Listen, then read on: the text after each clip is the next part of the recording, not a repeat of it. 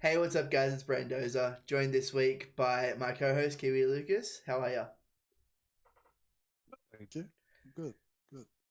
And he will have a pristine, nice, crisp-looking graphic that I will implement when I bother to edit the podcast. Yeah, it's probably going to come out. This is what we're filming the first week of November, end of the first week of November. Hence the horrible thing on my face. Um, Oh, yeah, come this is on, probably going to come your out nose like doesn't first look week of that bad. December. Hey, I said your nose doesn't look that bad. yeah, it's pretty bad, man. Like it's looking at the camera now. Uh, no, I think because Brandon started recording this podcast a little bit ago, and then it wasn't recording his audio. So, and we talked about like my week has been super uneventful, but one thing is the Mo's back for November, so that's one thing I do want to put out there is if you know someone that's doing like a fundraise for November, it's a good cause to get behind. I did it a couple of years ago and went towards like the suicide rates and the prevention and awareness in males. So find something you're interested in, get amongst it. It's a good time. It's a good cause. Actually, that's pretty cool, and I know it's sort of in our notes. We've both done separate years. Movember kind of charity thing. I did one last year. You did yours a couple of years ago. You talk us through yours because you did something pretty special. Like you walked. I want to say 100, but I feel like I'm over 60. Was it 60 kilometers? Yeah, So 60. So you walk 60 kilometers in one day, right? yeah. So essentially, like when I decided to do it, I was like, yeah, I want to do November, and I want to do like a challenge. And so like I was signing up on the website and everything. And one of the things they talked about doing was over the month of November trying to like smash out 60Ks like over the whole time. And I was like, you know what? Like it could be a cool idea to just try and do that in one day. And like I like when I set my mind to things, I'm kind of like real stubborn that I've got to do it. So like I did a couple little practices like leading up to. So like the first week of November, I did like a 10K, and then the second week I did a 20K, and then third week 30K, and then like the last Saturday of November, I did a 60K, and it sucked. It sucked, man. It was 12 hours. Um, I like literally completed it. I think it was like 11 hours and 58 minutes or something like that. Shout out, like there was, I don't think he watches this podcast, but he's incredibly Samoan, so he um, he doesn't really like listening to English for long periods of time, so I don't blame him. But shout out to Joe, who I actually walked it with, who he hit me up like literally a couple days before I was doing it. It was like, hey, I'll come walk with you. I'm like, yeah, man, come do like a couple Ks here and there. He was just like, no, I'll walk the whole thing with you. And yeah, so he did like I think it was about 50Ks without like any practice or anything, and then just couldn't walk anymore. Um, about like 40Ks in, he was like dragging us, and so I slowed down and was chilling with him for a bit. But yeah, no, it was awesome. I had a couple guys come out, join me for bits and pieces. Got like a radio shout out and thing because there was like a surf life saving event sort of thing on at the same time, and I was kind of like walking past all of them. An old lady gave me free strawberries, so yeah, Hey, that's awesome. I love strawberries, man. I look honestly, the more I've thought about it over the last couple of weeks, they're probably like top tier fruit for me. Yeah, Ooh. Okay. I know yeah. this is about a bit of flash in the pan. But you haven't given me an idea for a future podcast. We definitely have to do a fruit tier list one day. Um, Can't compare fruit. Why can't fruit be compared? I think we've made that joke a fair few times on the podcast. Shout out, little Dicky. Um, so strawberry, yeah, strawberries are pretty top tier. I can't go past a good mango though. Good mango has to be the best fruit there is. Mango's just got a lot of admin to it. You know, like you gotta cut it up. You gotta get around the seed. Like I totally understand. Like the taste is chef kiss, but you know, strawberry just pop it in, done, good. True. Just throw away the little stem. Basically, bite it all the way down the stem and throw that bad boy out. Yeah. You know what does have a lot Um. of maintenance? An orange. What? An orange has so much Yeah. maintenance. I don't know. You can kind of like it depends like how intent you are in eating an orange. And I know this is probably one of the dumbest topics we've talked about, but I'm all for it. Oh, come on. But We've like talked about some orange, you dumb can topics. yeah, orange you can just cut it into like quarters or something and hoe into it. Like you know, like the old rugby days where someone would bring out oranges at halftime. Bring that back. I'm all for it. Like I'm campaigning to have that in my rugby season next year. Halftime oranges. If I ever watch you play footy, I'm bringing a bucket full of oranges for the boys. If I'm So I'd be playing, so keen. if somehow we're playing together in the same season, it's not happening. But if I'm just spectating, I'm definitely an orange guy. All right. When was the last time you think you had oranges playing footy? It would be years ago, right? It would be 100% like younger than 12. Oh wow, that's a long time ago. I think we had some. Yeah. I played adults down at Palm Beach a couple years ago, and they had some oranges a few games, and they went down Yo. way better than I ever remembered oranges being as a kid. They were the best thing. I've had like post game oranges. Okay. So when I played like professionally, when I played Magpies, we got like full like meal spreads, man. That was incredible. There was like I Australia has pita pit, right? Maybe I don't. It's like it's like fancy Subway basically. It's Oh just like yeah, yeah, yeah, yeah, yeah, yeah. yeah. So we had like pita pit, we had sushi, we had like bunch of different fruit and all that sort of thing. Man, that's worth the price of admission. You know what we don't It's have in Australia, just to take away from the oranges and rugby. We don't have a Wendy's here, yeah. and I man, don't have a Wendy's near me up here either.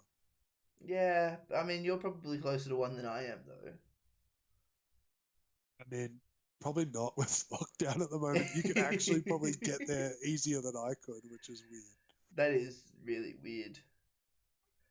Speaking of lockdown, I know normally around this time or maybe just a bit later, you normally come back to Australia. So that's not really looking like an option this year, is it, mate? And look, it's one of those things that I think if I do, it's going to be a last minute thing, and it's kind of what's happened for me the last couple of years though. Like last year, I literally booked tickets, flew, and was in Australia all within like a week. Um, I remember playing Among Us and saying, "Hey, did you want to play Among Us?" Um, you're like, "Yeah, sure." Me thinking you're 2 hours ahead and away, like I've scheduled this whole big game to stream on, not even realizing you're in Australia. And I feel like either you told me afterwards or you told me some other random time on a random Sunday. It's like, "Hey, want to catch up?" And I was like, "Wait, what?" It's just it blew me away that you were just like, "Oh yeah, I'm in Australia. There's no quarantine or anything." And it's kind of weird. It's gotten worse this year than it was last year, even though I feel like we've gotten our hand on COVID as a society. I think, but yeah. It does suck. I do really do feel for you because I know you got family over here, and you obviously catch up with your friends and everyone else as well. So you know what actually happened, right? Like I came back and it was Blake had his party on the Saturday, so I got back on I think it was a Tuesday, and Blake had his party on the Saturday. So literally, from the Tuesday to the Saturday night, I was in Australia, and like people were like trying to get me to play Xbox, and you were trying to get me to play like Among Us and stream and all that sort of thing. And I had like my nephew and my niece like trying to hang out with me at the same time, and I'm like, I don't want anyone to know that I'm here because it was like the whole thing was like, oh yeah, I'm going to surprise everyone at the party. But yeah, anytime I wanted to get like on and do anything, my nephew and niece were there, so like I was able to like sneak in and play Among Us with you while I was in Australia, and everyone still thought I was in New Zealand. It was great. You definitely secret agent that one because you were playing Among Us, and obviously you talk a lot in that game too. And yeah, I totally thought you were in New Zealand until I saw you. So yeah. Yo, see, my sister almost ruined it. So one of the guys we were playing with, one of Jake's friends, she actually knew him, and when I was talking, I went like I was on mute because we were in game, right? And I was like, oh yeah, I was with my sister. I'm like, oh, blah blah blah thing, and then literally we went into a meeting, and she started talking just as I went off mute, and I was just like, I don't. You probably wouldn't have heard it, but I knew like it was audible, and I was just like, and like it was just me being like overly, um, overly protective of it, I guess, because like you probably wouldn't even have suspected it being my sister We're because he was just like, oh probably no, yeah, yeah, I know, yeah. blah blah. We're probably too I can't even busy remember just his name. we were probably just way too busy finding out who the imposter was anyway, like to worry about anyone's background noises or anything like that. Yeah, I don't think that was too much of obviously when it was going through your head, you would have been freaking out because you're trying to Yeah. um, get away with pretending you're not here. So yeah, I don't know. It would have been really funny. Oh man, like because I went to the shops, like I went to Stockies a couple times while I was like between then, and like I swear I saw everyone I know's parents there. It was just like head down, keep walking, hope they don't like recognize me. Um, there was like a moment where I saw Luke's mum, and she looked me dead in the eyes, and I was just like, Therese, I love you. You're a lovely lady, but I just have to. And so to this day, I don't think she realized it was me. So I'm happy. Maybe it was one of those things like at the end of Batman where Christian Bale's in Paris and it's kind of like is it him, is it not him sort of thing. Like you're not supposed to be here, so they're kind of on the lookout but not. So yeah, I don't know. Low key. That's my favorite scene in the whole movie. Like Really, that, it's that's yeah. Like it's such a simple little moment that could have not been in it at all. And I but it's suppose. just yeah. It's I don't know why. It's just because it's a whole. I loved how well Michael Caine was like portraying Alfred in that whole series. So I Yeah, for he him was to get a really little bit good. of happiness, yeah, Because Alfred, like, he was such a tragic character in those movies. Like, he was, in the, is it the second one where he goes, I've buried two Waynes, I won't bury another? That's him, right? so that's in three, isn't it? That's in three. Yeah, he's got, like, a really, really bad story in that third movie.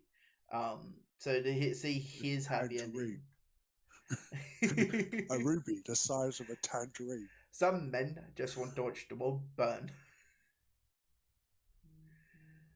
We like for those who don't know, we've been taking the piss out of that scene this week, so it was just full circle situation. I love it. I think I just bring that scene up randomly with Joe in this horrible British Michael Caine accent, and I try and get him to laugh every time because it's just so bad it's good, and he just like giggles because he doesn't expect it. I always find that funny. So yeah, just that whole like some men just want to watch the world burn in this terrible Oh, accent. it is a great line. That's Dark Knight. Yeah, yeah. And now here's my controversial opinion. I think Batman Begins is the best of the three, though. Honestly, I like. How recently have you watched them? Oh, it would be a while since I've watched them properly. Um, I just think The Dark Knight is really, really good, but Batman Begins tells this really, really cool story of like what Batman is supposed to be, sort of thing. Yeah. I look. I'm not going to argue with you, but it's not my favorite. Mine. I'm a, and I think it's because I'm a sucker for Tom Hardy and Joseph Gordon-Levitt. So my favorite's Dark Knight Rises. Oh wow, Like, I didn't know yeah. that, and I didn't expect that because I think it's a good movie. I just don't think it's a great movie myself.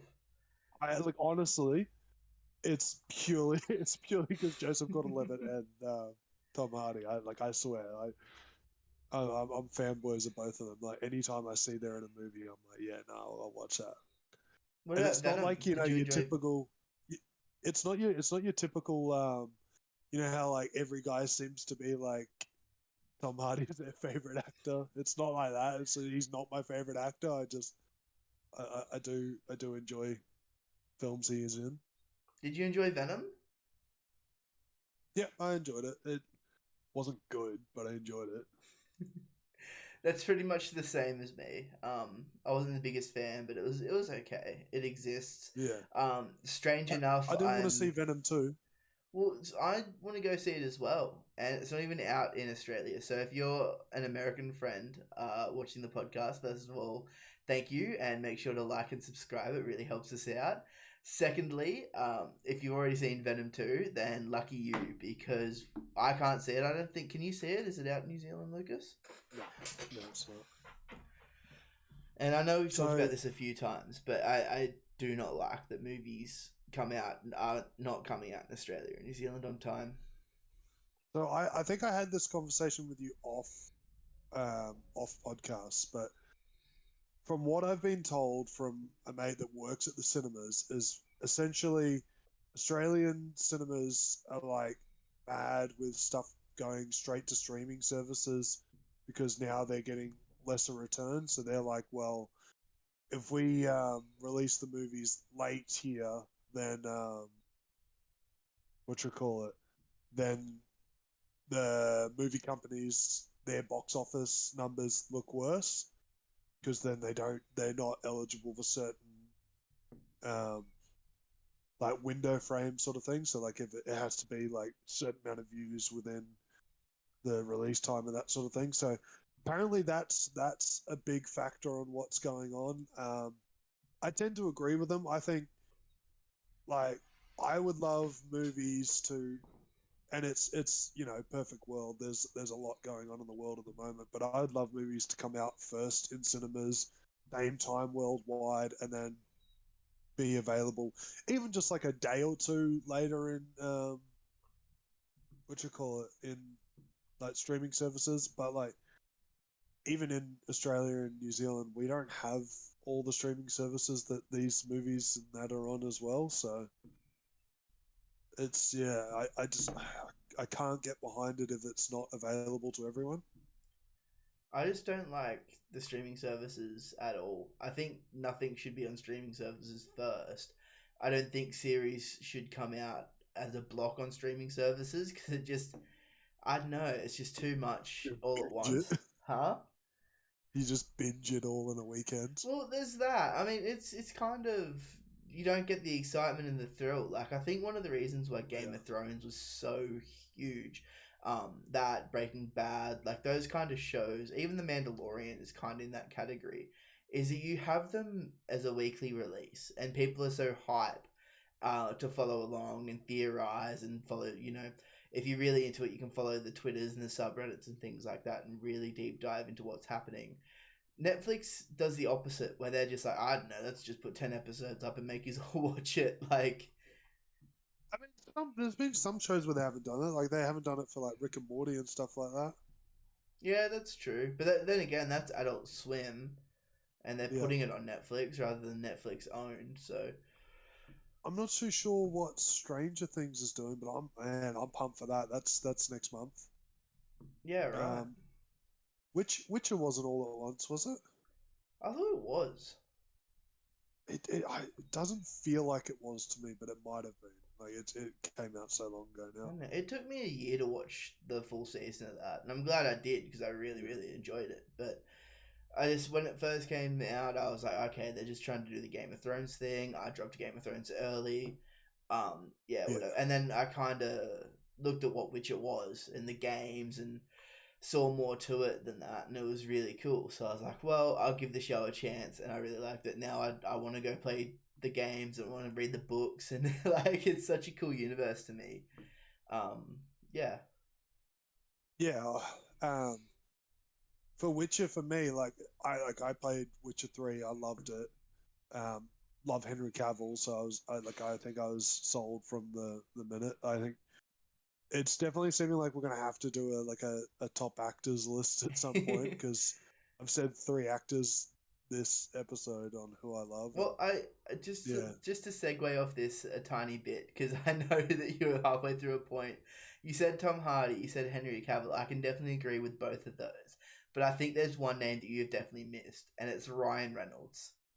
I think Ryan oh, I do Reynolds love me some is. Ryan I Reynolds. think he's the pinnacle of like every guy loves Ryan Reynolds and will watch Ryan Reynolds movies because Ryan Reynolds is in them. Like, I don't know, you see it all over TikTok how much people just love Ryan Reynolds, and I do. He's great. Like, I Yeah. think he's a yeah. There was a good time where he was hated too, so he's done well. Like straight after Green Lantern. Was he? Did he really get hate for that?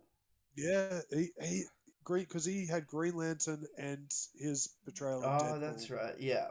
like pretty much back to back, and people were just like, keep this guy as far away from comic book movies as you can, and then he like campaigned so hard to get like Deadpool to be what he was, and I think I said Daredevil there. I am lagging. I heard Deadpool. I either heard Deadpool or my brain just automatically recognized that Ryan Yeah, Reynolds plus Deadpool equals yeah, correct. One other thing, I will stand by this. I think he was a great Hal Jordan. I think the movie's not yeah. very good, but I thought he was a great Hal Jordan. If he campaigned to still be Hal Jordan, I think that'd have something really cool with the Green Lantern franchise. It's one of those things that like they need a silly director to come in. It's one of those things that needs to go one of two ways. If they're going to do a Green Lantern thing, it needs to be really serious or really or really just take the piss out of it. And like I hate to say it because I think I always bring it up, but I think it's one thing like either James Gunn or Taika Waititi would kill. Like I reckon they would do really well with a movie like that.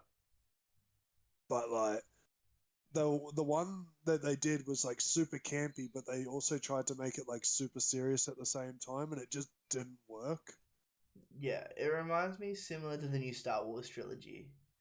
um, where they try really hard to bring it down and make it campy, and then try and be like too serious. And maybe it's a curse with space films in general, but it's kind of got that feel to it where it's trying too hard and also not trying hard enough. Um, you know who else would make a great Green Lantern? Nathan Fillion. Yeah, yeah, I'd back that. I'd almost cast him as like you know Hal Jordan in his last few days as Green Lantern. I wouldn't have him as like an early Green Lantern. It would be like he's been Green Lantern for years. Skip the origin story. Um, almost like kill him off at the end or something like that, and then bang, you've got a John Stewart or a Kyle Rayner or you know Guy Gardner or something like that, like to lead up into sequels, so you're not just having the same thing. Like I'd read that. Like it's nothing against Nathan Fillion, but I don't think he has the. The youth behind him anymore, sort of thing. Well, no, I don't think he has the star power, like appeal to carry a franchise. Yeah, fair. And like he's definitely got like that dedicated like gamer fan base of all the stuff he's done, like voice acting and that sort of thing. And he's done a lot of work, but he's not that superstar like you see his face, everyone knows who he is. You know what I mean? I don't know. I think he's been in a lot now, where he's starting to try and break into the mainstream. Yeah. I don't think he can play Green Lantern anyway. He was in the Suicide Squad as the detachable kid. That's still one of the funniest. He's just throws his arms and legs out, and they just shoot them, and he's like, "What the fuck?" Like, James Gunn did really well with that movie. It's somewhere that like he's not confirmed dead in that movie either. I don't know how, but someone said that. I was just like, what? I was kind It's a of good annoyed. movie. Spoilers for the movie. They bring on this awesome Yeah, it's kind of. ensemble. Yeah, they bring on this like really big ensemble of characters at the start of the movie, and the trailers all build them up like they're going to be this huge team. It's going to be like bigger than we saw before and stuff like that. And they all die within like the first 5 minutes of the film. They start the film with the character's called Savant, played by Michael Rooker, and he's this big badass, and he's in prison in this cell by himself. Kill it like he throws a handball and he kills a bird and catches it, and he's like meant to be this really tough bad guy. He's like, says really over the top like fucking amateurs and tries to do that. Gets on the beach, sees all these like heavy assault rifles, and they're just pumping down the beach at like him and all the other Suicide Squad guys. And he's like, nah, runs off, starts swimming away. Like, you're just like, what the fuck? What am I watching here? That's what I mean. Like James Gunn is the kind of guy that can just make shit that's not meant to happen work. You know, Guardians of the Galaxy is a perfect example. Like I I remember sitting there going like when they announced it, I'm like, who the fuck are the Guardians of the Galaxy? I've never heard of this like comic, and like I got decently into comics for a long time there, and like um, I was always like a Marvel and a DC fan growing up. Never heard of them, and I was just like, all right, I'll go watch this because it was kind of at that point where like Marvel wasn't missing at all. Um, I mean, they rarely miss, to be honest. I know you have thoughts about a movie that just dropped, but Yeah, look, well, this is actually kind of a cool segue, but we finish your thought first.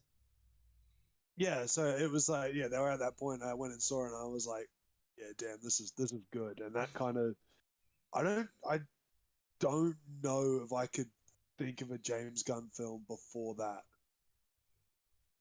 Like it, not like it that like. There's definitely films that I'd be like, yeah, they're sick, but I don't know if I could go, oh yeah, that's a James Gunn film off the top of my head. Yeah, Scooby Doo. Is that a James Gunn film? He produced both of them. I think he directed one as well, but I'm not 100% sure. The But one on he's, Morton Island? yeah, the first one. That's actually, That's pretty cool. that's actually really cool that the one on Morton Island, like all those props that they used in the film, do you reckon they just shipped them to Warner Brothers Movie World so they could make the ride there? Like, surely that, like, if I'm just putting two and two together in my brain, that I reckon that happened. Well, it's literally just the islands that's filmed on Morton Island. I think most of the movie is filmed at Movie World. Yeah, okay, that Like, makes sense. So yeah, they didn't have to ship it anywhere. They just straight up filmed it at Movie World. yeah. I think it's all just composited together, to be honest. So to move on from previous movies and to talk about our present day, I did see Eternals on the weekend, and I'll do a mini review now. But spoiler, I won't spoil it, so no spoiler alert. Yeah, But because I still haven't yeah, seen it either. it's pretty boring. Like, it's a long movie. You have an ensemble cast, so there's like 10 characters involved, and it's really boring. Like, you're watching these characters develop in a way that, okay, it's very similar to Man of Steel in the way it's presented as a movie. And the directors come forward and said that she took inspiration from Man of Yeah, Steel, I heard that. and that's not a movie that you should be taking inspiration from. Like, It's a good movie, but it's one of those ones where like it's so hard to do it right. Like I think it's a good movie because it's Superman and it's Henry Cavill, Like, I think it's yeah, also, yeah, I'm not gonna lie, I think it's also a bit forgettable, which might be a bit harsh, but it's just such like even it's got pacing issues and it's not great. It's not like an amazing movie either. It's kind of above okay for sure. Like I could go back and watch it, but it's just it, not. it is another Zack Snyder film that's like a 4 hour cut that got cut down to like two something. Yeah, There is a because I had the Blu-ray. I think it's like a 3 hour, 3.5 hour version. It's like no different. yeah. I, I think I have the collector's edition, which has it's a big crest of Superman, and it's like comes in that case, and it's really cool. yeah, Very impractical to store though, because it doesn't fit on a DVD shelf anywhere, and the stand for it broke, so I'm actually filthy now. But super sidetracky. But it's like talking about collector's edition. Is that a like Assassin's Creed 3 statue up in your wardrobe? Is that what that I think is? that's yes, it is. No, two, Yeah. three, no two. Okay, we have Assassin's Sorry, Creed is 3. it Yeah, yeah, the Native American dude yeah. It from is. yeah. Yeah. Raha Token. Yeah, sorry, that was just I have the same statue, and I was like, oh, that's cool.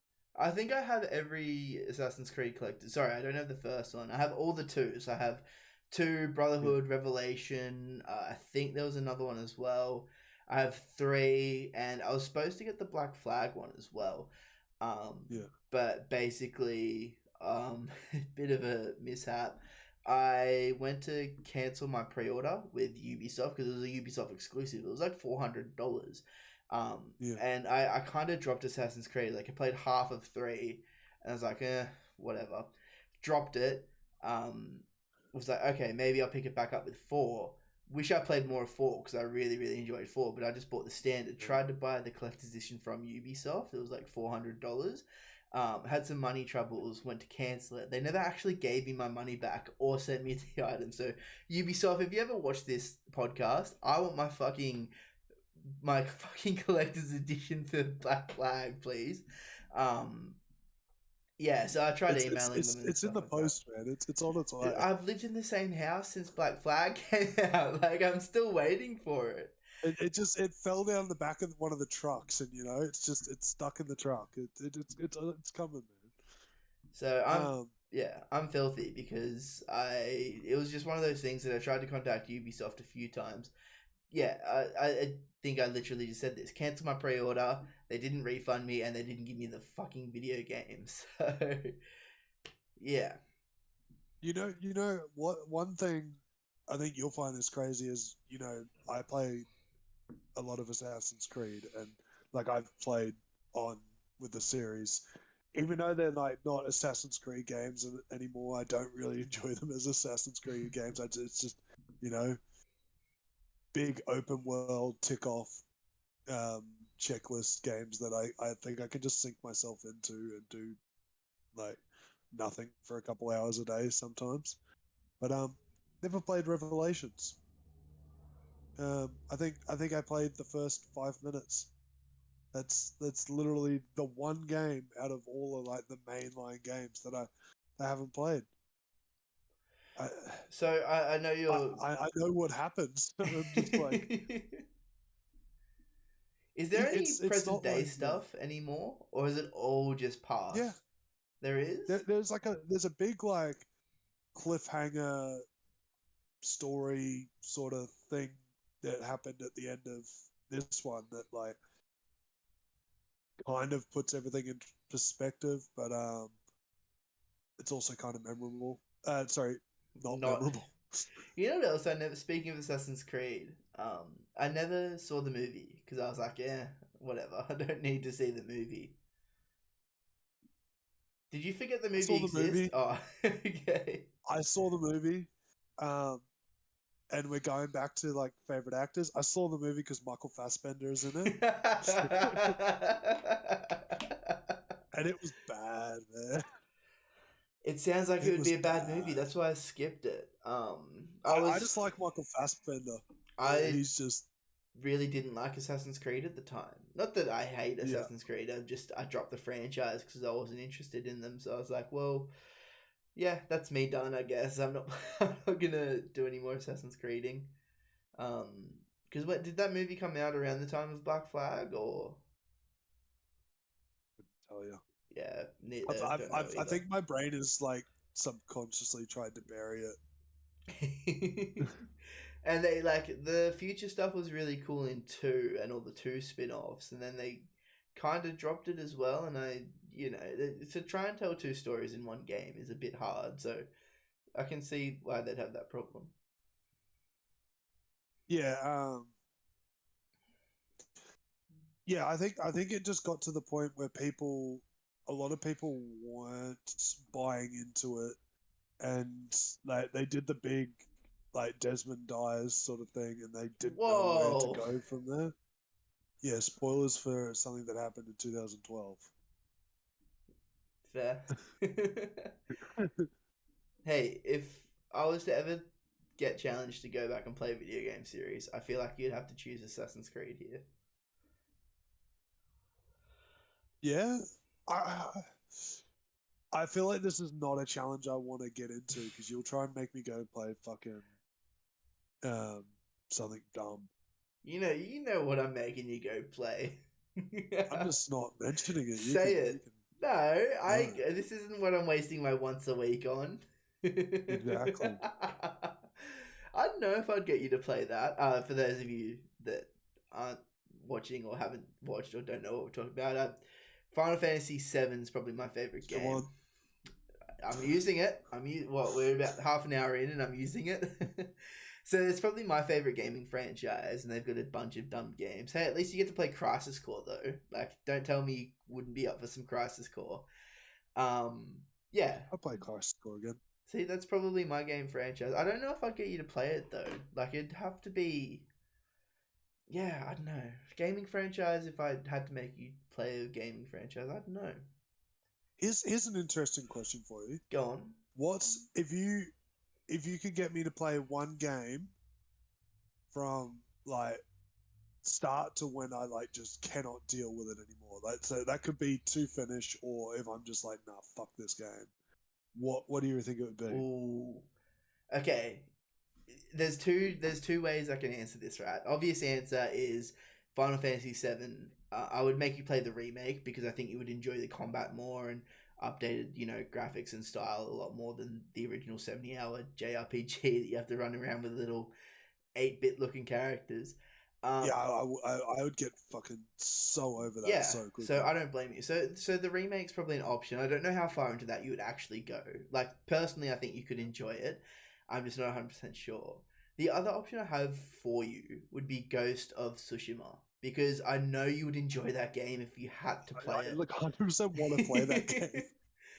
It's a game that I feel like if I literally sat you down in my room, gave you the PS5 controller and loaded it up for you and said you have to play this, I feel like you would finish it regardless. It's just you Yeah, haven't have the facilities to obviously play it. Yeah. yeah. You haven't played Red Dead 2, have you? No, I haven't. Yeah, that's because that's my like, you know, that's my game of all time. Like that thing is a masterpiece, man. I feel like it's a game you'd probably get sick of because I don't think it's what you're into. But like, if you could invest, it's a similar thing to what you've said to me with like Final Fantasy 14, right? If you can invest time into it and you can deal with like it's low paced, but like the storytelling is done so well. It is honestly like a 40-hour movie that like twists, turns. It's something. And It's you don't something, need to play man. the first one to play the second? No, it's a prequel. Why call it Red Dead 2 if it's a prequel then? I mean, it probably would sell more than Red Dead 0.5 or Red Dead the prequel or whatever they would call it It that's can not 2. it continues the story and it gives the first one a lot of like a lot of more meaning because like you're not playing the same character. You're playing a guy that knows the character, Okay. and like Yeah. So you're like the main character in Red Dead 1 is like a mate of the main character in Red Dead 2. Um, Personally, I think Arthur, the main character of the second. I think he's written better. He's pretty great, and I think John, who's the main guy of number one, I think he works better as a supporting character. That's probably the one thing. He probably works better as a supporting character if you've played the first one. Yeah. But yeah. I honestly, man, that is a brilliant game.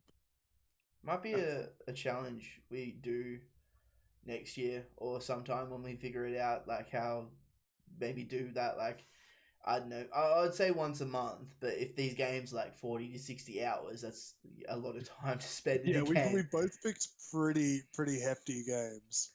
So maybe like, I don't know, once every 3 months, there'd be like a cool series we could do on the podcast, or even do like bonus episodes or something. I feel like that'd be really cool. Well, we haven't done our like top 10 lists of games yet, have we? No, so that I'm the worst content creator sometimes.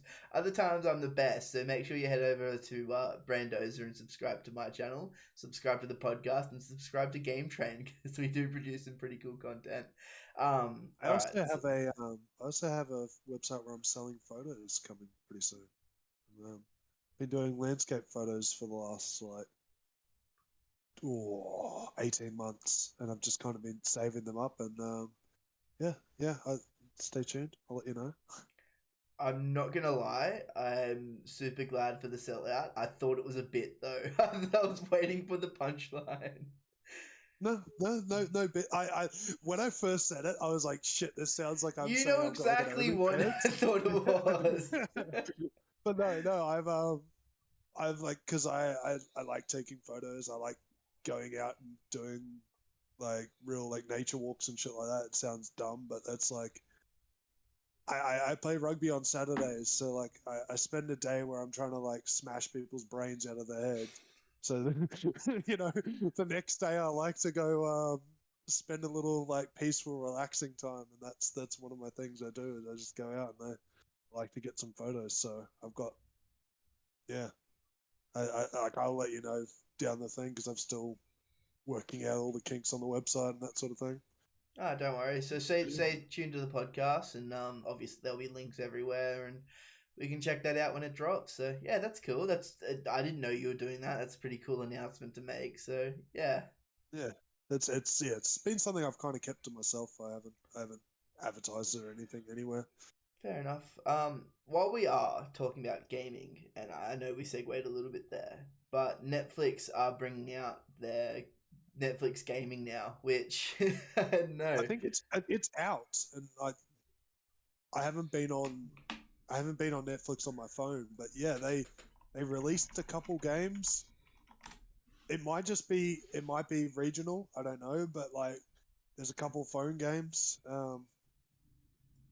The fact that like I think it could be a good thing if they start like pumping in, like some big AAA games and that sort of thing. But at the moment, it's just phone games, and it costs no more to your Netflix subscription.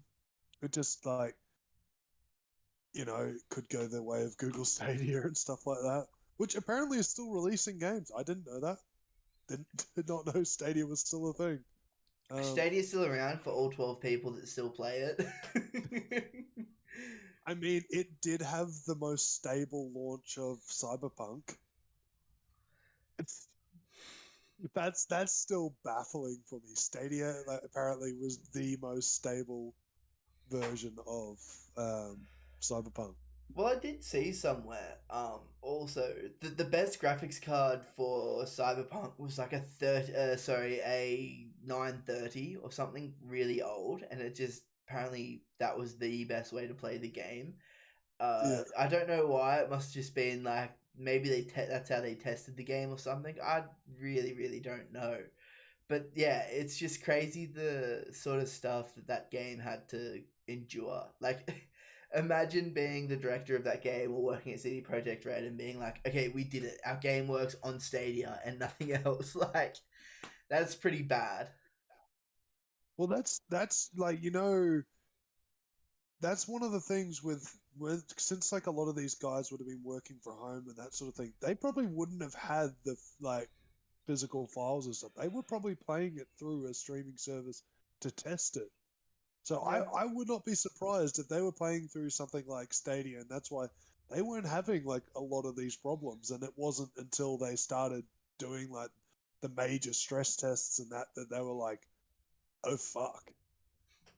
I can see a little bit of tinfoil hat speculation there, but I do see where you're coming from as well. Like, the same thing would have happened with that Nvidia leak we talked about a few weeks ago. All these games that are coming to PC, like think of all these Nintendo games that all these developers they're working from home. They have to test these games. They can't get the game on their Switch like without other people getting it and things like that. They have to play it on their computer. So, um, I can see why that Nvidia leak happened. I can see why these guys might not have had as many problems as well with Cyberpunk. I wish that game just got delayed, honestly. Oh yeah, I just I think we've had this conversation on the podcast before, but like my two games I wanted to play this year was like Cyberpunk when because I was just waiting for it to be like okay to play, and Biomutant, and both of them apparently just still suck ass. I don't really have a game of 2021, and I think I tweeted this the other day, or I was going to. Um, I think 2021 is really the first year that we've really seen the effects of COVID. Like 2020 kind of had that really cool period of being like, yeah, games are coming out at this bad time, but everything leading up to it was before working from home and things like that. I think 2020 was one of the best years in video games in a long time, and I don't think that many people think so, but it was a banger. You had FF7 Remake, Ghost of Tsushima, Cyberpunk, which was supposed to be huge, Sword and Shield. No, not Sword and Shield. There's a Nintendo game that came out in 2020 that was really good as well. What else did we have in 2020? The Last of Us Paper 2, Mario. Paper Mario, The Last of Us 2. Um, there's like another handful of games that I could say off the top of my head. Hades, which is a huge indie game, and that was, I think That was everybody Game should of the play Year last Hades. year, wasn't it? Last of Us 2 got like a lot of Game of the Year awards, but every game I mentioned got a Game of the Year award or something like that. Like we've had some Yeah. really good year of gaming last year. What came out this year? Like, okay, I think in a couple weeks I'd love to do a not to get political game awards with you for an episode. What if you had an early prediction or early something that came out this year that you've played? What is your game of the year of this year? And maybe don't say it, but maybe say a couple games that you can think of your game of the year. Um, like I know you got to take into consideration like we've had COD, Forza, and AOE 4 drop in like the last week. Um, Forza apparently looks amazing, so that's probably like going to be up there for the that'll be best racing game probably. Oh, for Um, sure. COD will be going up against like Battlefield and best shooter and that sort of thing. Um, I mean, AOE's gonna get best RTS because I don't think there's another RTS that's dropped I this year. think they actually the amount of RTSs there have been so scarce that they literally include them in puzzle games now. So it'll probably get best puzzle game. Yeah. I can't think of what else has been released this year. I'm actually gonna have to Google like 2021 releases. Um, what is my favorite game I've played this year so far? Oh, I don't even know. What do you got? Like, Yeah, while you're searching, I'm gonna say I think I've bought one game that came out this year, and that was Tales of Arise, which yeah, is been really fun, but it's not like the best game I've ever played. I do really enjoy it because I love that kind of storytelling and the combat to that game. yeah, But it's not like the best game I've ever played. And if it came out last year, I probably wouldn't even that wasn't a real sentence. I apologize. I don't know what I said just then, but if it came out last year, I probably would not have picked it up. It just would have yeah. been like on the shelf. I would have seen it, and I would have seen all these other cool games that came out. I think they got really lucky with their timing on this one because, yeah, the Tales games have been around for a while and we haven't had one in years. I'm not the biggest fan of the Tales franchise, or I haven't actually played them much Yeah. before. I think this is my first one. Sorry, I should be more specific on that one. Yeah, I just feel like it's good. It's probably like a 8, 7.5, maybe 8 out of 10, but it's not Yeah. like I like it, but I'm not blown away by what it is. It's yeah, I don't know. Um, I found your game of the year. Go on. It comes out on November 16th. Sherlock Holmes Chapter 1. I thought you were going to say Endwalker, and I said no. Final Fantasy 14 Endwalker has been delayed, and I'm crushed.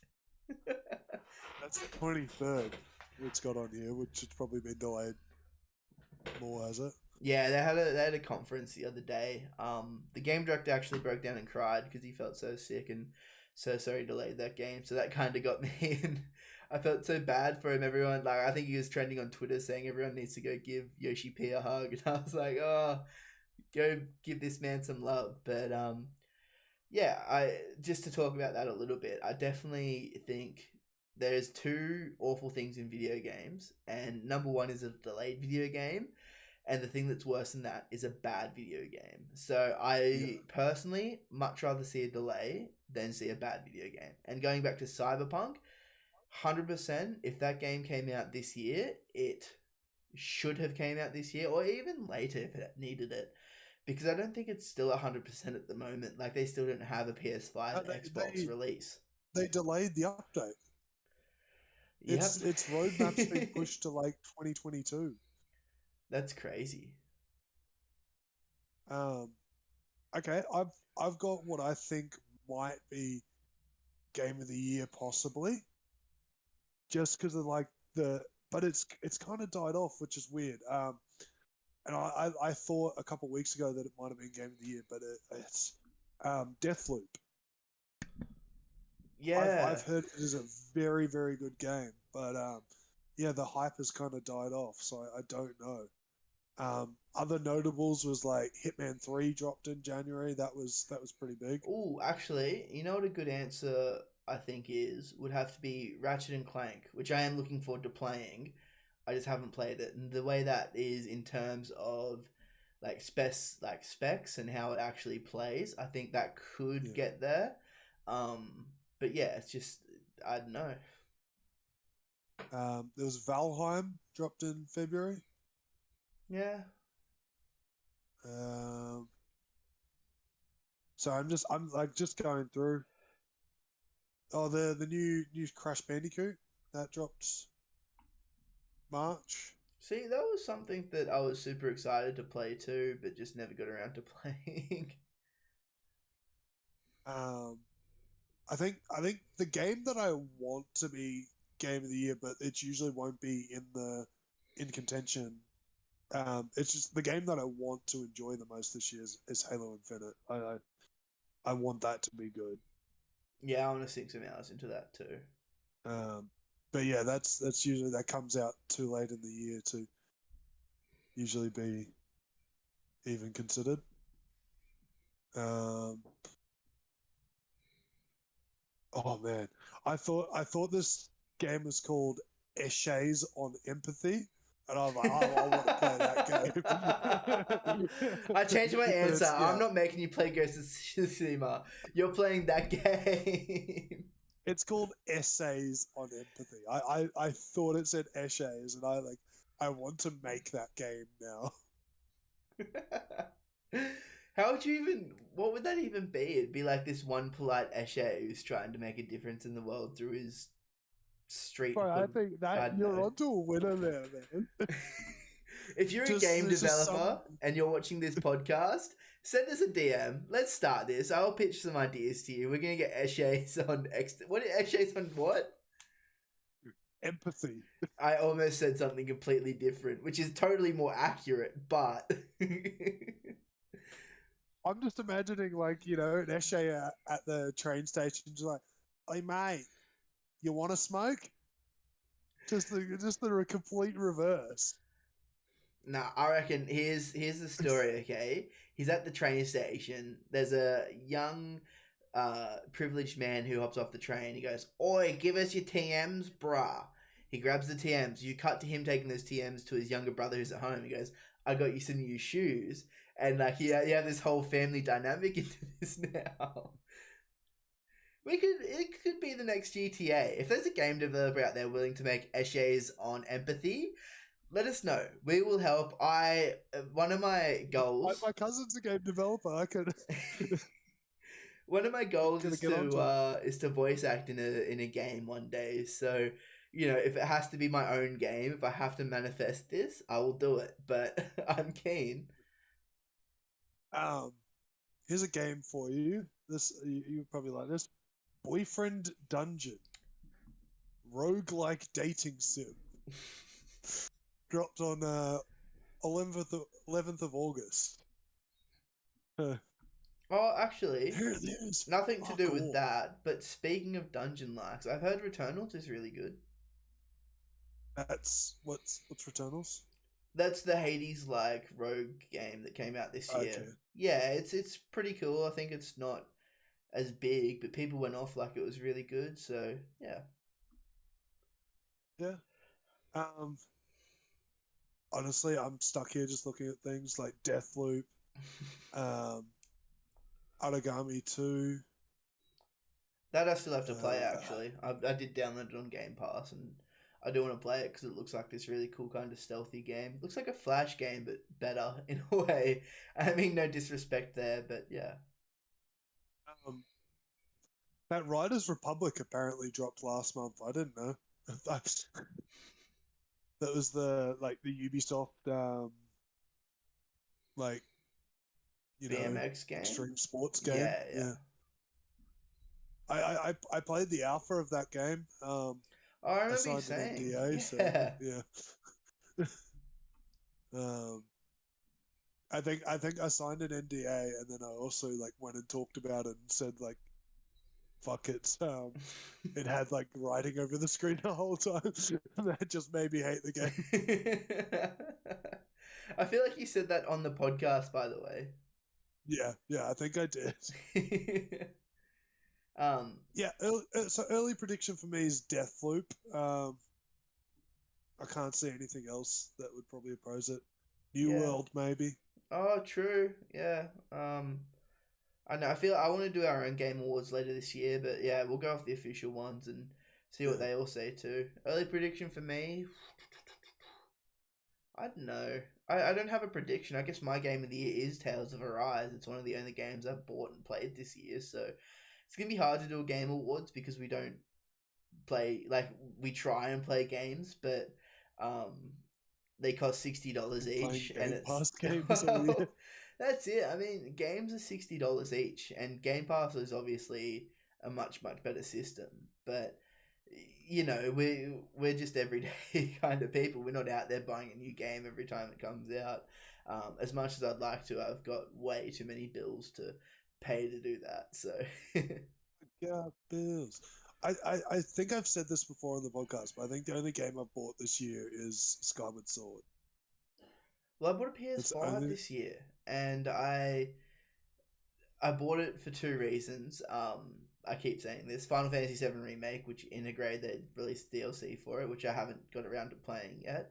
Because I yeah, did want to play it on stream because I really like it. But I've just been streaming so many other things, and games just come up, and I'm just like I'm almost like trying to play catch up. Even on YouTube, it's like I have videos planned, and I start editing videos for my weekly releases on Wednesdays, and it's like, oh, but this game just came out, or this thing just happened. Let's push all that back, bring this forward, and put it here. So I'm a content creator. I yeah. do care about the views and things like that. I feel like I want to put out what's relevant. Um, and that's just the honest truth of how I try and create content as well. So, yeah. The one other game I bought this year is that I had to buy Golf with Your Friends on Steam to play with you guys because I have it on I had it on Game Pass. So even You guys, yeah, I did yeah, that massive. We did a couple golf with our friends streams recently, and I've had to push those videos back because I would, as much as I enjoyed that content, I would rather put the Age of Empires videos up now while that game's hot and popular, um, because it just benefits me in the long run, I guess. So, yeah, it's Yeah. stay tuned, and one day there'll be some golf with your friends content up. So yeah, Apparently, I helped you too much, which is probably true. said who? All This right, Joe. in the video game, right? Yeah, yeah. You have been. I do want to say it. I think I've said it on the podcast before, but you have been more than I could ever ask for and help in regards to like my content journey personally. You'll do thumbnails if I ask. You'll do thumbnails if I don't ask. You'll do thumbnails that I don't like that I don't ask for. It's Um, some good. Just be aware, like if you're listening or watching this podcast right now, and you've ever seen a thumbnail going like "that's cooked," there's usually like 3 or 4 that are like way more cooked, and I only send Brandon like 1 or 2 of them. So there is thumbnails that you haven't even seen before, Brandon. That I'm like, all right, no, that's too cooked to even send you. I'm glad you have that filter because I have the filter too. But I have a feeling if I say it's cooked, you're on that level of no, it's not cooked. So if you say it's cooked, I know it's definitely cooked. So yeah, There's definitely like some that I did that like crossed lines, and I was just like, okay, yeah, no, I can't even send that to you. So no. Just while we are talking about it, yeah. Again, thanks so much, and I appreciate it. Even when things like when I go to the bathroom, you're just here. You're just like you're talking to chat while I'm on Discord. Like I'm always happy to have you on stream as well. So appreciate it a lot, man. no, it's I think, and this is not specifically a thing for you. Is like I'm really big on supporting those who I know would support me, and even then supporting just friends of mine is like I'm wearing a shirt that's like one of my mates, like his small business and stuff like that. I think if the world can support like each other, even in these shitty times, it's going to make the world a little bit better place. That's just my mindset. Um, yeah, so I think that's my like positive message for this week. If you've got a mate that's got a hustle going and that sort of thing, get behind them, help them out. Like it doesn't have to be like I don't think I've spent any real money like helping you. Like I've used subs on Twitch and that sort of thing that come Like through you my have, honestly, like primes. yeah, but you've also gifted subs and things like that too. That's Yeah, huge. yeah, yeah. Like to But to yeah, subscribe someone to a channel is huge. I have a friend Nathan who doesn't get it, and he never got it when I would thank someone for a subscriber, or he would subscribe to other people, and he goes, I don't get it. Why are they so thankful? I'm like, okay, think about this. In Australia it costs $8 to subscribe to someone. That $8 on average, the Australian wage is like 20-ish dollars an hour. So if you've worked for 20 plus minutes to give that money to someone who's giving you entertainment, you can find that entertainment for free on other platforms, on YouTube, on TV even. You can watch them on Twitch for free. A lot of people, like every streamer, should be doing it for free.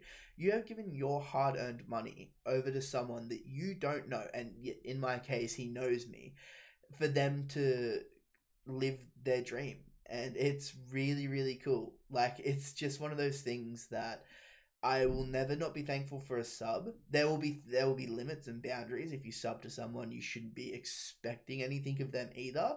You should just be there to enjoy their content. So yeah, I feel like it's just one of those things that if you sub to someone, that they should be thankful because you're there to support them. yeah, yeah. I never really thought of it that way, and yeah, I totally understand that. Like yeah, as I said, it's for me, it's not a huge thing for me, but I know it means a huge thing to you. So yeah, people like I don't know. This is one thing. Like this is something that grinds my gears. That someone can't throw out like a follow or a subscribe to like other mates and that sort of thing when it's like when it doesn't cost anything. Like you don't even have to have your notifications on or anything like that. Just I any of my mates make a YouTube, a face, sorry, yeah, YouTube, a Facebook, Instagram, all that sort of Instagram, stuff. any of that sort of stuff. I will jump in. I will give them a follow. I will support them.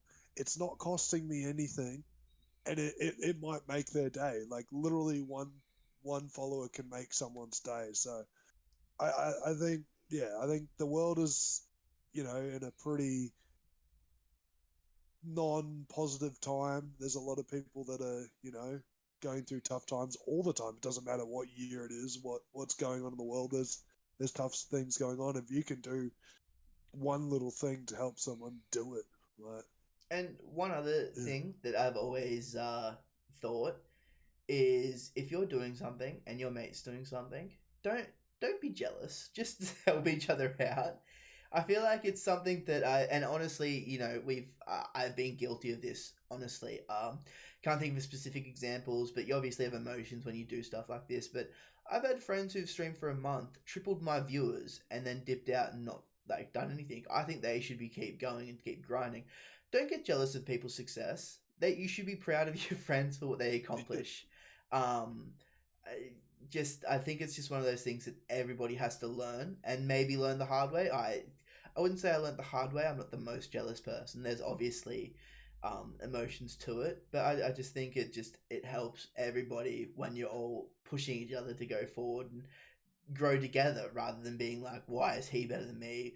What am I doing wrong? That it's just like maybe look at the results of your friends and see what they're doing to help yourself and talk to each other about it. But jealousy sucks and it's really evil and nasty. So don't be jealous. I think that's my little 2 cents to I it. think that's something that's kind of been ingrained in like Australian and even New Zealand cultures. That like whole tall poppy syndrome. Like Yeah. when someone does something, they get them the eye up. Um, but yeah, like I think it's this is not a turn I expected our podcast to go to this week, but We go yeah, it's everywhere except for politics, I swear. oh man, a positive message is never a bad message, you know. Yeah, yeah. What Okay. else do we have to Well, talk of? we've talked just to get us back on track. We've talked about gaming. We've talked about Netflix. Have you seen? Actually, I don't think you've seen it, but the new League of Legends show just dropped on Netflix, and that's really really cool. Yeah, so I haven't seen it, and I'm not really interested in it. But like, I was watching UFC, and we'll get to that later. Maybe I don't know what our time's like, but um, what you call it? You and Joe seemed really psyched, which is awesome to see that sort of enthusiasm about something like this. So I might check it out. I think it's more the spectacle that we both got caught up in. Joe's pretty into following Twitch and Twitch trends and stuff like that. Being a streamer, of course, I'm fairly similar. But yeah, it's just one of those things that you had the UFC on, and I'm watching that with you, and this huge thing, this huge premiere. Like I think 650,000 people were watching it on Twitch. Maybe the same on YouTube or slightly less numbers on YouTube. But yeah, this was just such a huge thing. They had League of Legends covering the Tower of Dubai. Um, they That had looked this cool. that did look cool, and they had this world premiere for their new show, Arcane, I think it's called, or Yeah, that Arcana. sounds about right. Arcane or Arcana. Now I've played League of Legends on and off. Nothing too serious. My account's not even level 30, so I can't play competitively. Um, I like lore in video games a lot, and I like when they explore lore, and I guess that's what this is. So that's why I'm interested in it because it's a story. I watched the Dota 2 series on Netflix as well. Didn't get it. I kind of liked it. I'm not going to go too much further into it. If they drop another season, I think that's coming out, I'll watch it. But yeah, I think that more gaming gaming shouldn't be restricted to gaming. I feel like we're at this level where things like this are awesome to see, and we should see more of it from different companies. Yeah, I think it's one of those things that like gaming is so mainstream now from where it was like I think before or early like Xbox 360, PlayStation 3 days, Modern it Warfare 2 was lobbies. yeah, like pre Modern Warfare like lobbies, gaming was never on the level that it is today, and it's so much more than just console now, like or console or PC. It's actually like it's weird that I don't think it sits in pop culture anymore. It's yeah, because I've always seen gaming as a pop culture sort of category, but it's its own thing now that it like um you're getting movies and that sort of thing that are coming from video games that are actually having like huge big budgets, even though like back in the day, like your Mortal Kombats and stuff like that were like shoestring budgets and that sort of thing just to get like to capitalize. Now it's like um one I can think of off the top of my head was the World of Warcraft movie where they dropped like ridiculous amounts of money. Like, don't think it was good. I haven't seen it, but like the fact that they're dropping such big money into these sorts of things because they know it's like such a hot commodity is I ridiculous. got an example, a really, really good example because I fucking loved it. Detective Pikachu. Like Yeah, they dropped some money at that. They got Ryan Reynolds to play Pikachu. I thought the movie was great. Like I know it's got mixed reviews and it's more for kids than adults, but nah, the movie like it's I wouldn't go like is it a guilty pleasure? Not really because it's I don't feel guilty watching it, but it's something that I can just go back and put on and be like, this is cool. Um, yeah. yeah, I know that's just my example of something like that, but I'm glad it's happening. Really stoked to see it. It's just one of those things that I want to see more and more of from different companies and stuff like that. League of Legends isn't my game, so I'm not super into it, but I'll watch it anyway because it's huge. Yeah, yeah. And go, oh, sorry, you go, I you go. think yeah, yeah.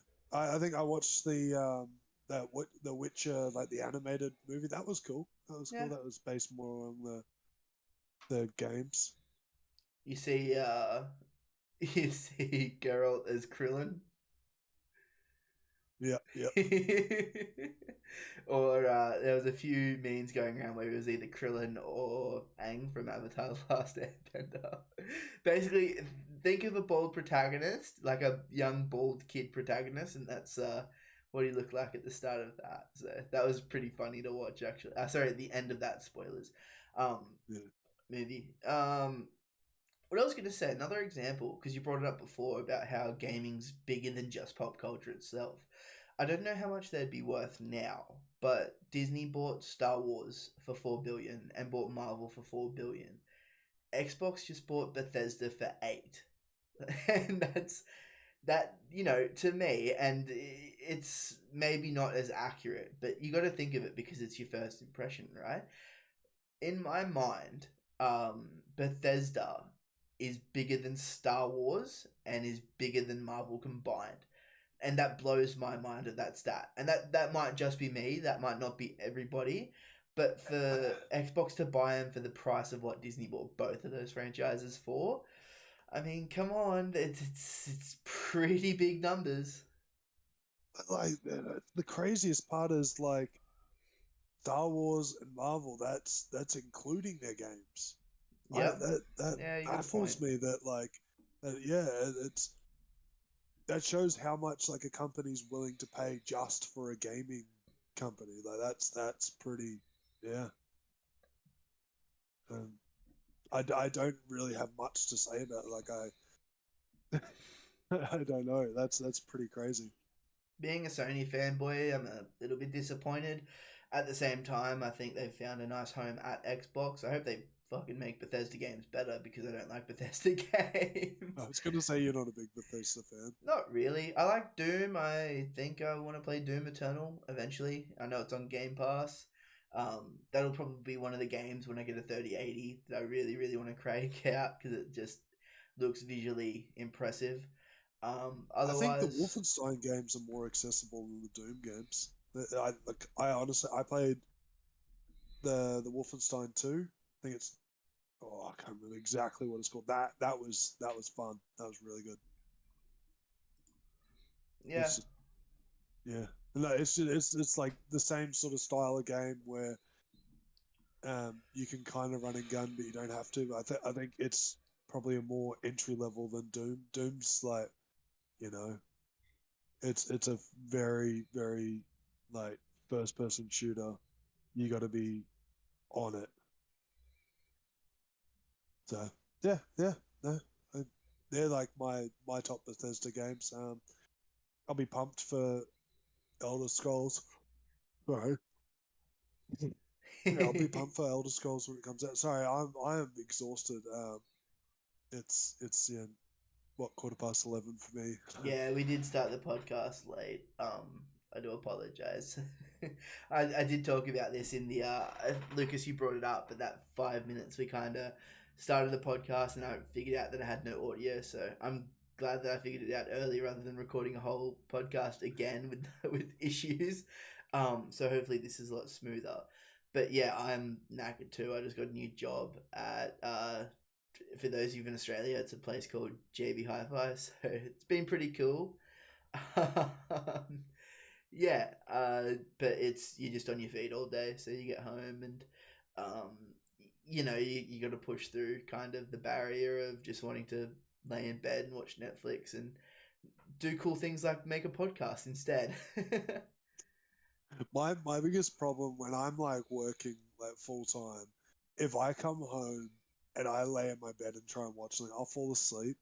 And if I fall asleep, because like I work at a high school, so if I fall asleep at like 3 o'clock in the afternoon, I'll usually wake up at like 6, and then I will not be able to sleep that night, and it just ruins. Like I'm then exhausted for the next day, and it becomes a sleep cycle. So like I have to be playing a game or I have to be doing something like proactive, and I'm lucky enough that oh my god. I'm lucky enough that at the moment that like I'm back into training, like and I'm sitting with horrible posture and I'm gonna hate myself for it. But like I'm back into training after having like a small back injury and that sort of thing. So I actually have to be awake at like um 5 o'clock sort of thing. So I can't Yeah, just sleep through to when I'm gonna have my dinner. that that's something that like I've only just started my job last week. My training and food I kind of wrote off a tiny bit. I really want to get back in the gym, get back into Muay Thai, and start treating my food a bit better again. Funny story actually. I was supposed to stream yesterday, so that was on Sunday. I was supposed to stream because I had a full day off. My brother went shopping at like 10:30 in the morning. He goes, "Oh, what do you want from the shops?" Text me, and I'm like, "Hmm." My brother's going shopping. I can do all the cooking and do meal preps for the week. So we sit down and watch the UFC, and I know we're going to segue to the UFC in a minute, but I watched the UFC with you, Lucas. After that's finished, I'm like, all right, I'm just gonna do some meal prep, bang it out really quickly, and then I'll come back and we'll stream. And like, if you want, you can stream some Age of Empires with me. That'd be sick. You're like, yeah, cool. And I was like, all right. It was about 3 o'clock, and I'm like, I'll be back at 6, and that's it. Let's lock it in. Done. And 5:30 comes. I haven't even started my meal prep. I'm like, okay, let's tackle this beast. It won't be too long. Let's just push it back till 7. So I start cooking, and I'm cooking all these meals. I'm doing a mushroom and onion like beef stew in a gravy that I put aside with some brown rice. I'm doing chicken in the oven. I'm cooking taco mince to make enchiladas for lunches and stuff like that. And it took me from because I did some chicken, I did some potatoes as well, and sweet potatoes and stuff like that. But man, it took me from 5:30 till 10 o'clock at night to go from starting a meal prep to cooking all of this food to finishing off. And I was so lucky that my dad was there, and I was like, all right, I'm gonna I'll make a deal with you. If I cook you dinner, you can help me clean this kitchen because it was a fucking bomb in there. Meal prep's not something I'm good at. Maybe I I'm think you went just. too elaborate. That's your problem. Like I meal know. prep, when I go like when I actually cook my meal prep, because to be honest, at the moment I'm on like pre-prepared meals because I'm just like being I'm lazy as going to fuck. join you on that one though. Like they seem so much better. Um, but like when you go meal prep, it's not like I just go dumb like I do like 2 different meals, and those meals will be the whole week. See, And then I'll have like a cheat meal throughout the week. So my like for me, Wednesday nights is burger nights. It's burger Wednesdays. But what you call it? I think you've gone like a different sort of meal every day, right? I've You've tried to prepped do, it. yeah, I've tried to do, I think I Yeah, ended up with nah. 6 meals out of all of it, plus dinner for me and my old man last night. Yeah, I went way too elaborate. That was my first mistake. You just gotta throw some Yeah. shit in the oven, come back and cut it up and prepare it. I was exhausted. I was like, this is just a full day of cooking. Like, what am I doing? I Yeah. I did get the inspiration from You do? those pre-prepared meals, like at U Foods or something like that, where they have all of these elaborate meals. And I was like, cool, I can do this myself. I can do this myself. And then yeah, I'm jumping on the prepaid meal train. I think that'll be healthier in the long run too. So For anyone that's like looking to get into meal prep, if they're looking to do something similar to what you did, then don't meal prep for like a week. Meal prep for like a month, right? And you can do like these meals, you can make up like 6 different meals and then just chuck them in the freezer. So make sure it's something you can freeze and that sort of thing, and you can steam back, and then all you have to do is take it out. Or yeah, as I'm doing, is jump on a like a pre-prepared meal that comes that works for you, or something like your ones that come like I'm not gonna like shout out any of them because you know because they when do they they do sponsor the stream, sponsor the yeah. it went blurry. When they sponsor the podcast, we'll shout you out. We promise. So if you own a meal prep company, give us a DM for a sponsorship.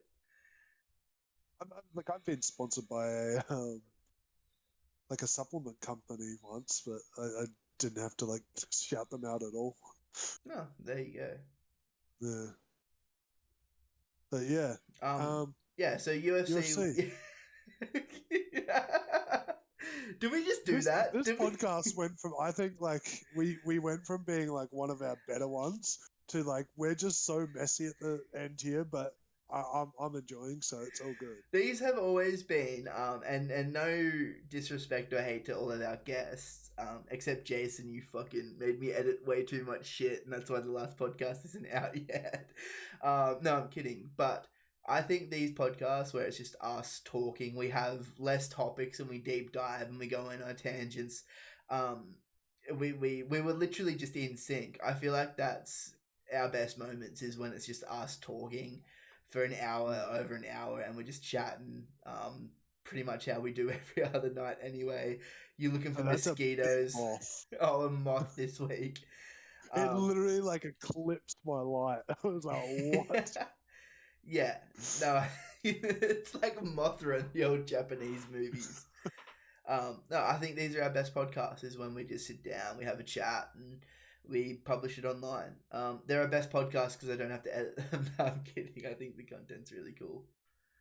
It's always easier to flow like with just the two of us because we're never talking over each other as much. And being a online podcast, it does get hard to form those connections when you got new people coming in. Like I love having guests in because it brings a new perspective to everything, but it definitely is easier to flow when it's just the two of us. Well, I think I also love having guests in, but I when Keith was in, he did two, and I think the second one he did with us was much better than the first one. Joe's done a few Yeah, with us, the first six, I think, or maybe four, and then one after that or two after that, and you just obviously we know each other more because we talk and we've known each other for years anyway. But the more we talk together like this, the better we're gonna be. Um, I don't even want to think about our first podcast and go back and watch it. I'm sure it's half as good as we are now, and hopefully by the time we do number 20, 30, etc., we're half as good as now as we are then. So yeah, I just feel like it's all about improvement. next season, baby. Oh, we dropped the whole season things a while ago, didn't we? No, it was mentioned in a recent episode. Technically, what season is this? Four still? I think this is season 4 still. I think I mentioned going to season 5 when we had Curdy. Because So yeah, I remember you saying that these were all seasoned. Because if you don't know, season 1 and 2 got cancelled. um, it still exists in the annals of the internet. yeah. Look, I could turn them back on, and I don't know why anybody would want me to do that, but I can. I um, think it's like I sent you I sent you that one the other I week and you're just like, couldn't believe that you found it. Like I was flabbergasted into that. I wonder who else liked it, so I can make sure no one has access to it. But I don't want to delete them because maybe one day, we go back, we watch them. It'll be funny if anything.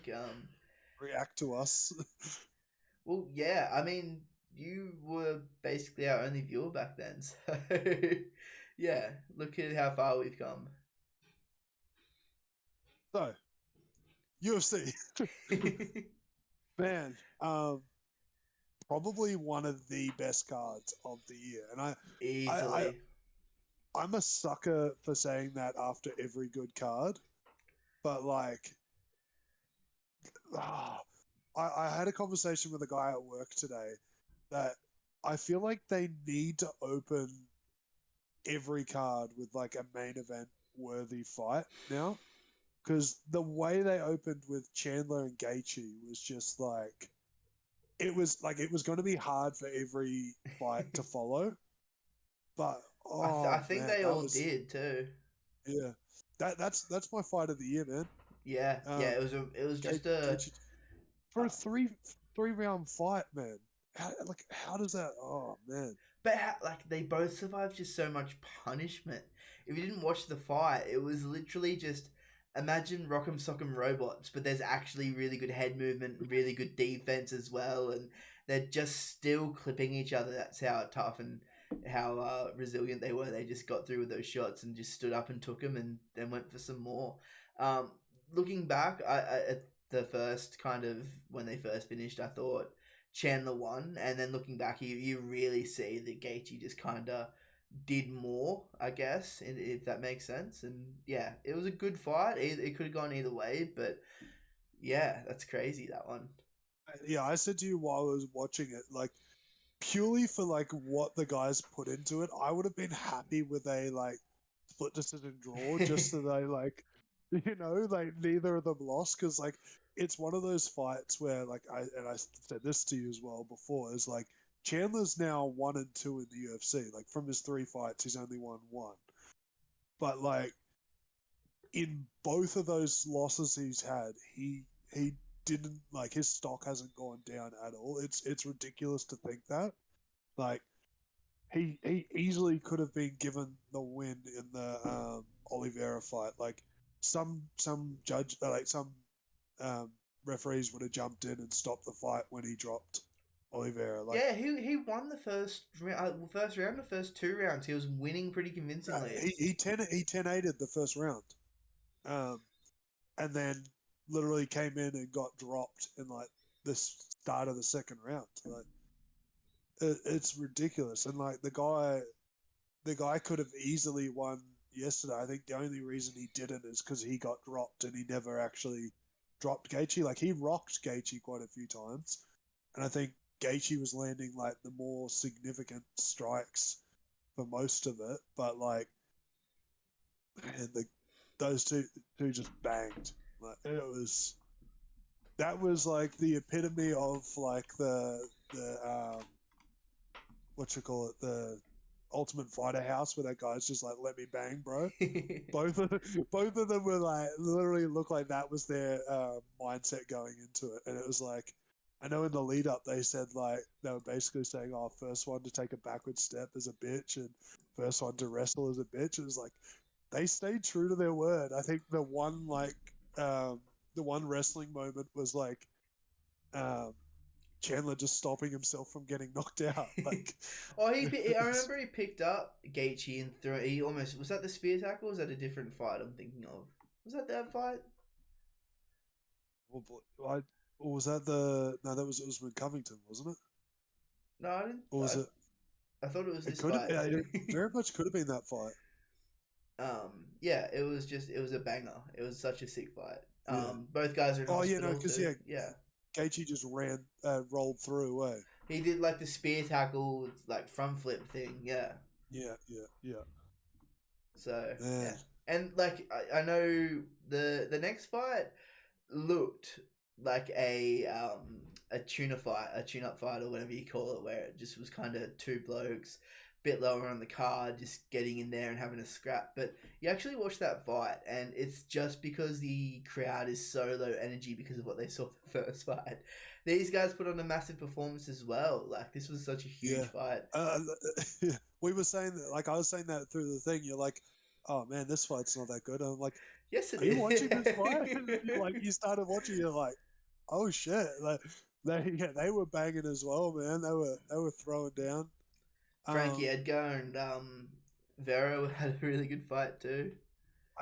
I think that was the lowest point of the main card. Like that was the worst fight of the main That's card, and it was a still, good fight. yeah, like Yeah, it it wasn't. It wasn't. sucks. If they were on Yeah, any other card, that could have been fight of the night, like by far. dude, that finish though. Like, did I send you the photo? Like, Yeah, is like it looks like he's got that it's the weird Bart like stretch Simpson face. face, man. Yeah, that's it.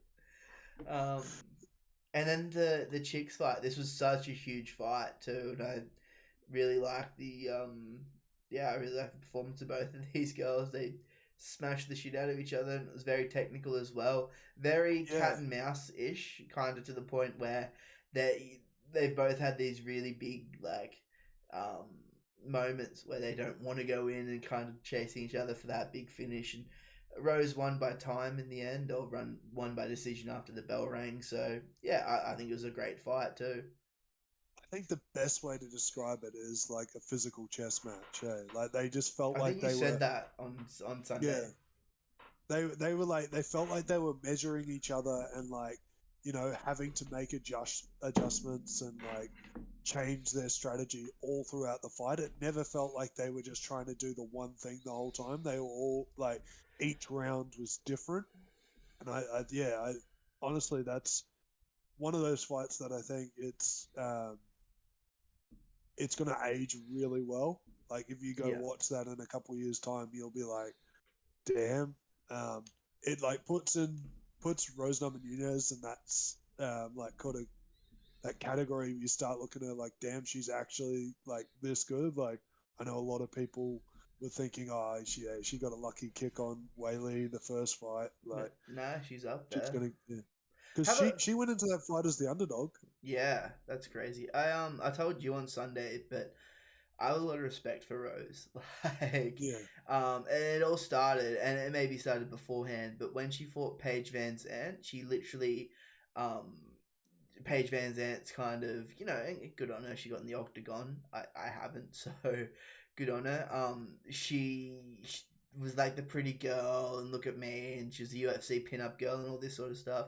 And Rose comes in and just goes, like, because she's a pretty girl as well. She goes, fuck this, shaves her head, because she's here to fight, and kicks the shit out of her and wins. And look where she is now. So, yeah, a yeah, lot of respect to Rose for what she's accomplished and who she is as a person as well. I know you said the category that she's in is kind of that higher end category. I think someone who's transcended that is Kamara Usman. right. What a fight! And like it got to the point where like we got to this fight and I was like, there's no way this fight's gonna like live up to it. Like I started having thoughts and I'm like, yeah, Usman's just gonna knock Covington out like first round or something. Oh, I Like he's thought it'd just be gonna a run through wrestle or just some, yeah.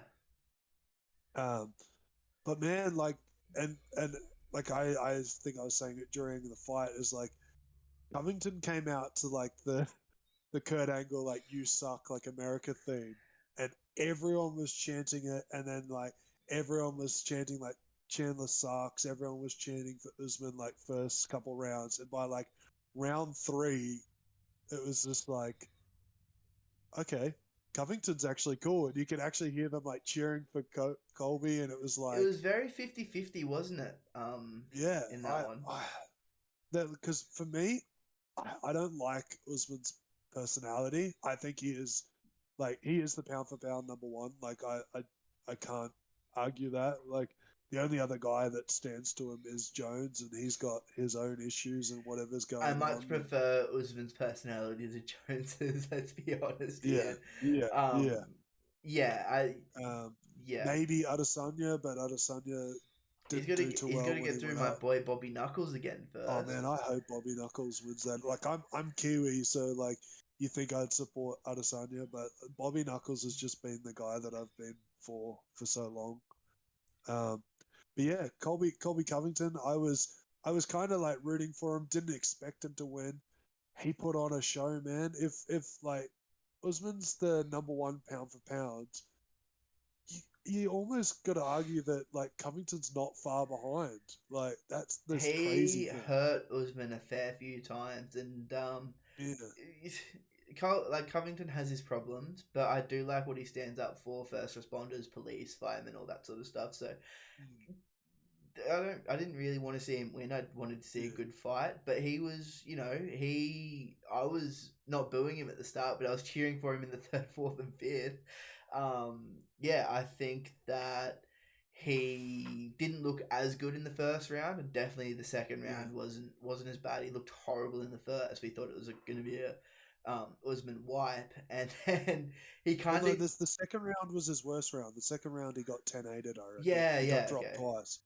Yeah. Yeah, because the second round, right at the end, we thought it was almost over, and Yeah. comes back from there, and to come back and put on the performance that he did in the third, fourth, and fifth after almost getting knocked out, like pretty Like impressive. and DC like was even saying that he credited him for two takedowns, which the scores cards didn't give him. And I think that's a little bit of it's protect the mystique of he's never been taken down because Yeah, their argument was like he wasn't down for long enough, but it's like he was down. DC literally said that's a two in wrestling. Like, Yeah, how much more of a takedown do you need? Like a pin? Come on. yeah. Yeah, I know. I don't know where Usman goes from here, except for having a really really nice long vacation with his family. I guess I'd like to see Colby versus number one contender. Maybe have one or two fights and get right back in there. I don't see him not needing to. Yeah.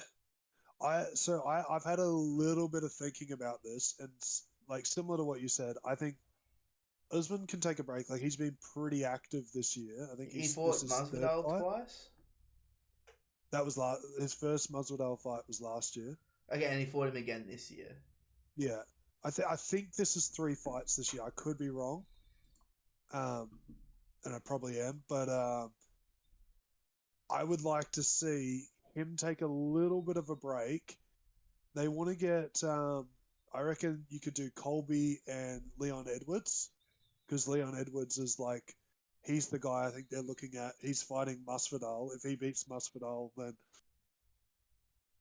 he should fight maybe Covington. That was the fight Um, that they were supposed to make, by the way.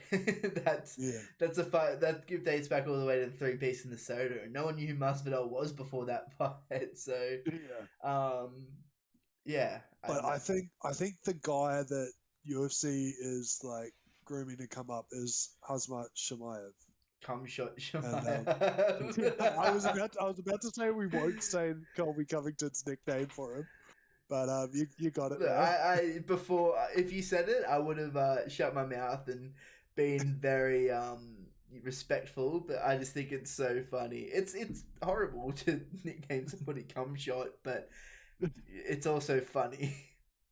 I like, and I was gonna say before, in wrestling terms, I honestly think after that fight, Colby's had a bit of a face turn, and like in his like you know like going up to Usman after the fight and just saying, "Hey man, like this is I only briefly heard and you can only hear a little bit. It was like, hey man, this is like only business, man. You were awesome in there. You're a warrior." And like he gave him all credit, and then in his post, like fight interview sort of thing. He was just like, "Hey, look, love me or hate me, I got out there and I did the thing and that Yeah, sort of thing." Like, shout out to yeah, police, firefighters, first responders, ambulance. So that's where I yeah. kind of So like him. He definitely had face in that moment. yeah, I was gonna say it definitely seemed like a face turn for him, which Colby Covington is the most wrestling guy in Very, yeah, very fitting to come out to yeah, Kurt Angle's theme there because he had that big yeah. face turn um, back in the Um, day. but yeah,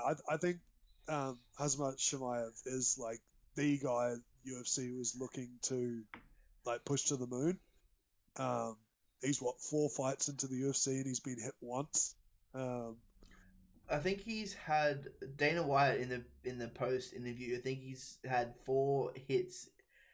He's copped 4 strikes in the UFC, and Dana White says he's had more UFC fights or as many UFC fights as he's had punches land on him, which is no, well, a it's huge one statistic. significant strike, Yeah, one right. significant strike in So 4 fights. he's had 4 UFC fights and had 1 strike hit against him. That's Yeah. huge, Um, like unheard of. so I see him like they want him to fight in December.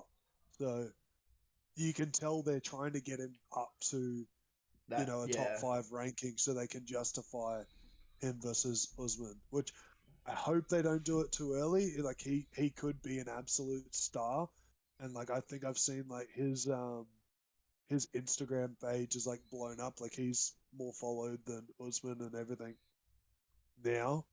Um, I hope they don't do what happened like Francis Ngannou and push him too early, and then like he has to then like squander around in the division for a while. I think yeah. he's one of those guys where if you push him too early, it could kill him. Speaking of Francis, I wonder what he's doing because I know he was supposed to fight number 1 contender, and I can't think of his name off the top of my head. Cyril Gahn and him are fighting in January. Oh, cool. That'll be a good fight. I'm pretty sure it's January, What's happening but with? that's a last fight on Ngannou's contract, Yeah, okay. and he's basically said like unless they come at me with like something else, then he's not re-signing. Well, I mean, he's had some problems with money, and when I say problems, I mean he. I think there was a statement where he said that he lost money on his last UFC fight. Um, you're getting paid a shitload of money to fight. Like, to me, that just screams he's making some poor financial decisions, and I hope he realizes that. I know the UFC Yeah, doesn't pay like amazing, and I hate to be on the side of Jake Paul here, but he is right. I think that obviously boxing you get a shitload more money, and I think UFC fighters almost have that same star power as top high end boxers, so they should be getting paid more. It's just one of those unfortunate things that me and Jake Paul agree on, I guess. But you you're still know, gonna fight him. yeah, fuck you, Jake Paul. I will fight you. I like. I say it so unenthusiastic now because I just. It's easy. He's scared. He's running. It would be so easy to fight Jake Paul. Like, it would be. Um, It would look, take I me don't want three to. rounds. Yeah, I don't want to be the one to like subtly end this, but we're running on tonight. It's a banger of a Um, podcast, though. yeah, because I actually had a stopwatch going this time, so I know how long we've been going. Yeah. No, last sort of thoughts is like Zilgan got paid 700,000, so his last fight is that's reported what he got for his last fight. Like he's had a tough life from like the story behind him and that sort of thing, and I know he'll make money off his like story and that sort of thing.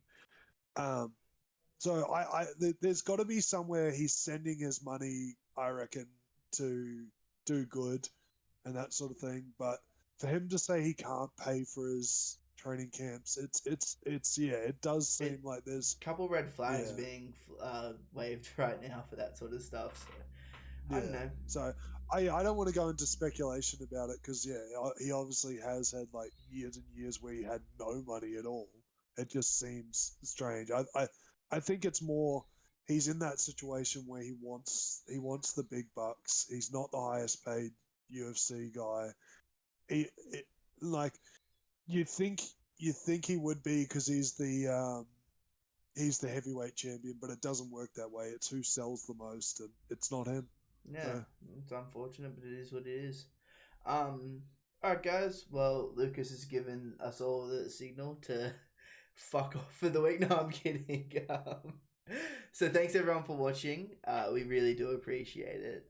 Everyone who's watched is awesome. Make sure to like and subscribe, and let us know what you want us to talk about in the comments below. It really helps out if you do all those things, and drop a share as well if you feel like that as well. So yeah, thanks again to Lucas. Thanks to everyone who was watching, and we'll see you next week.